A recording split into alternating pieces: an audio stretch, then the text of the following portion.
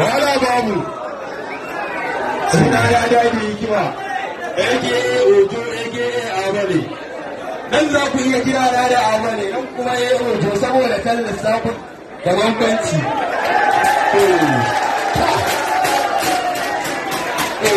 ba dan mawa